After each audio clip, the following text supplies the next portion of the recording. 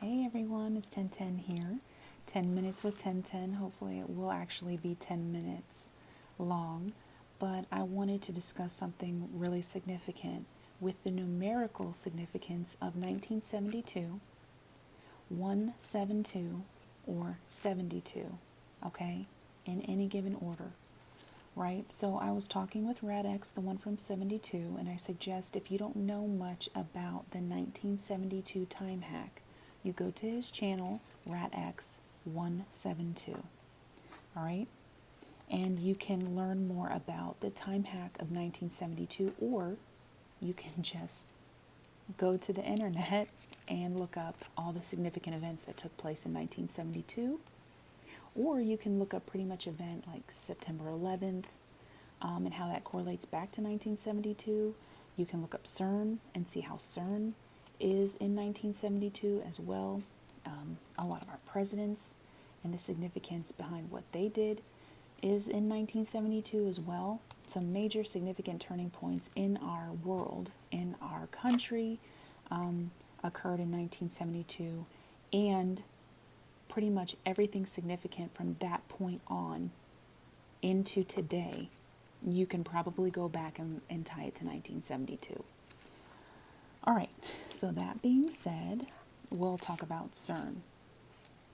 Now, I didn't really know much about Cern. This is another topic. And I'll be candid. I went to their website and they're like, learn more about CERN. And I was like, okay, cool. So I clicked on the link and I was like, what the hell is this? I don't know what they're talking about. So I spent a few moments researching and trying to understand more about CERN from a layman's perspective. I'm not a genius like most of these scientists, but I consider myself smart enough to follow along certain things and relay the information back. But the reason why I'm bringing up CERN is because there are quite a few numerical significances to 1972 and the numbers 172. All right, and while I was doing my research, I found this to be particularly interesting. CERN had a project going on, and it was called Inquire. And this was the World Wide Web.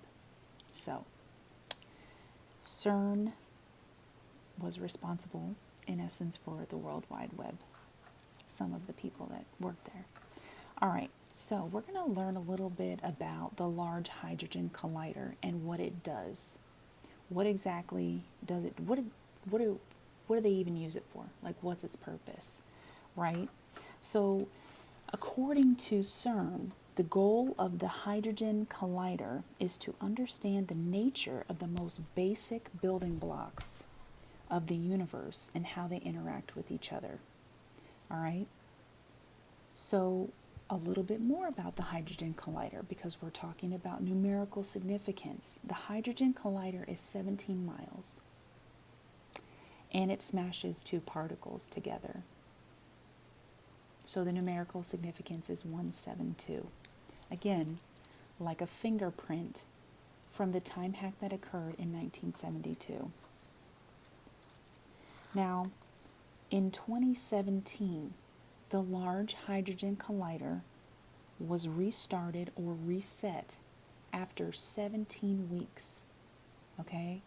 So the reason why this is significant is because, again, we're looking at 2017, the significance of those numbers, 172, all right?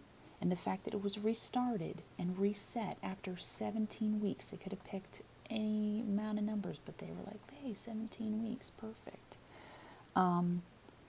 The thing is that this reset does occur each year, but it happened to be the longest in 2017. Taking the longest amount of times, normally like 15 or 16 weeks. This time it was 17 weeks.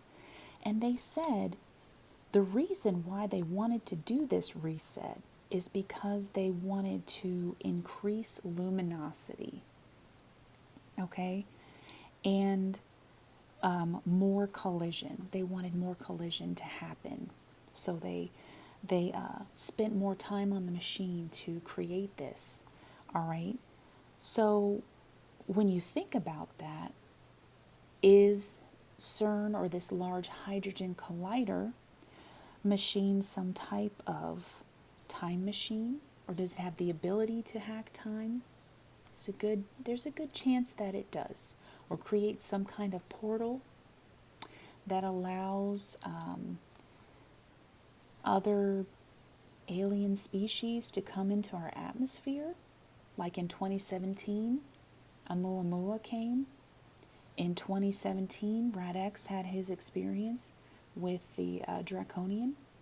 Okay, 3 days, 72 hours after the eclipse. These are significant things that occurred.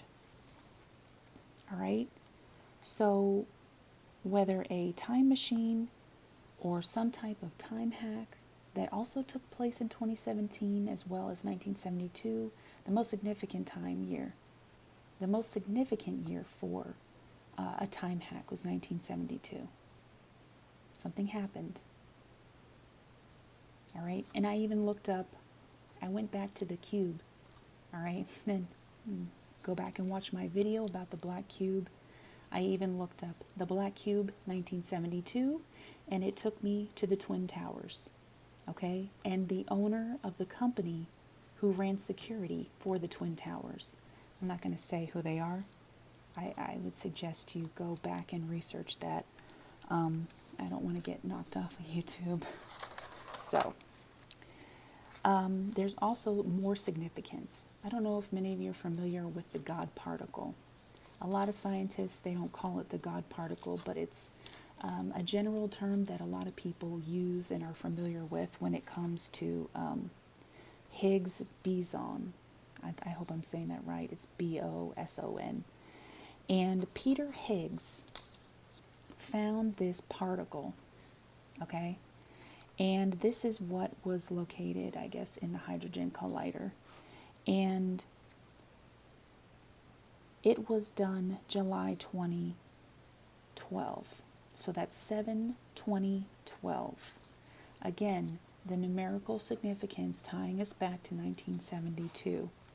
Also, another interesting part is that when Higgs created, or I shouldn't say created, but when he found this God particle, other researchers added to the development of this particle in 1972.